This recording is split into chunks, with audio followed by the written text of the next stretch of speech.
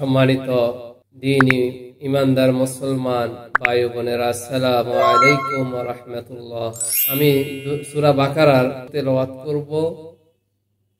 এই আয়াতগুলো আমাদেরকে হজ সম্পর্কে যাবতীয় কথা বলা আছে এবং মোনাজাত আমাদের কিভাবে করা উচিত, এই মোনাজাত সম্পর্কে বলছে। কিভাবে আমাদের মোনাজাত করা উচিত, কিভাবে আল্লাহর কাছে চাইতে হয়, এটা আল্লাহ নিজেই শিখিয়ে দিয়েছেন।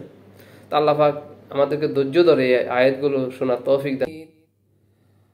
আল্লাহ বলেন, আল্লাহর সন্তুষ্টি অর্জনের জন্য যখন হজ ও উমরা করার নিয়ত করো তখন তা পূর্ণ করো।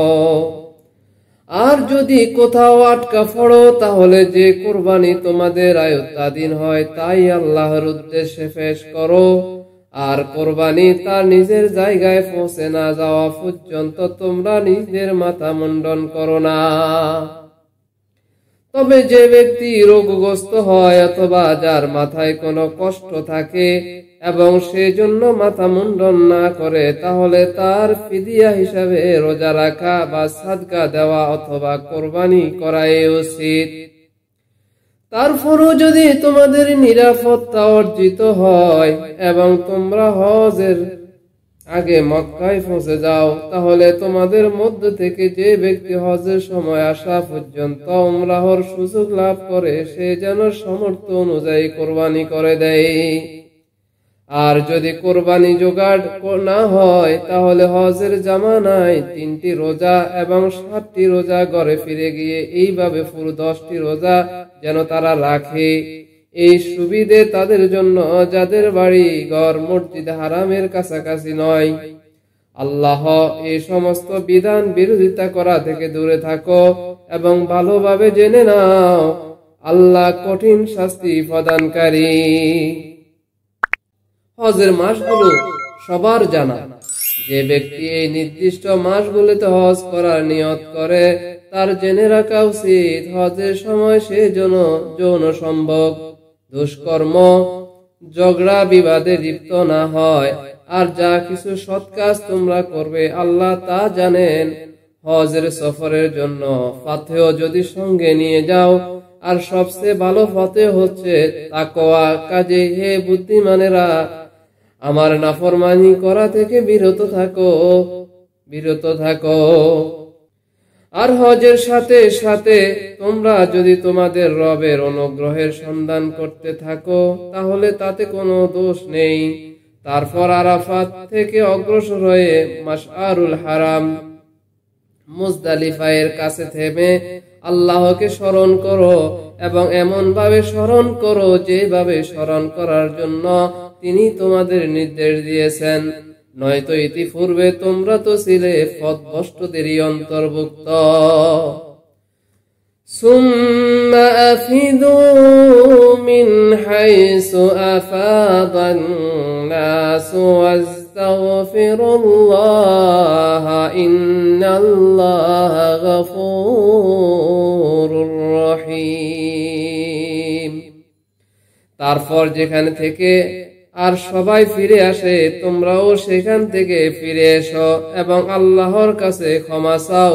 নিঃসন্দেহে তিনি ক্ষমাশীল এবং অত্যন্ত করুণাময়।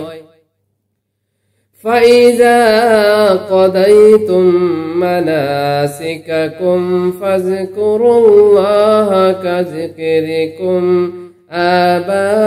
آباءكم أو أشد ذكرا فمن الناس من يقول ربنا آتنا في الدنيا وما له في الآخرة من خلاق।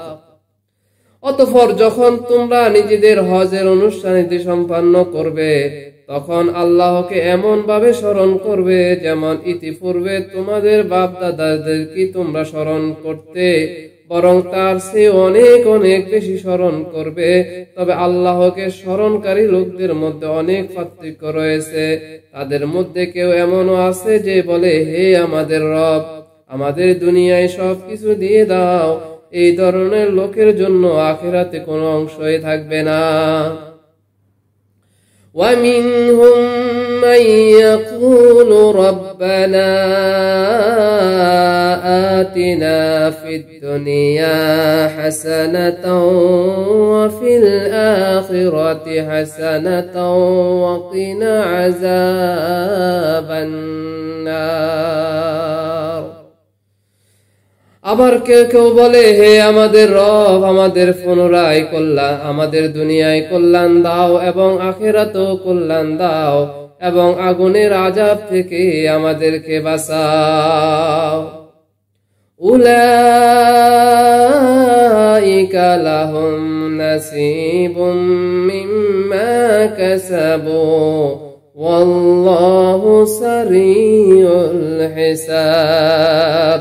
এই ধরনের লোকেরা নিজেদের উপার্জন অনুযায়ী উভয় স্থানে অংশ পাবে। মূলত হিসাব সম্পূর্ণ করতে আল্লাহ একটু বিলম্ব করেন না বা বিলম্ব হয় না।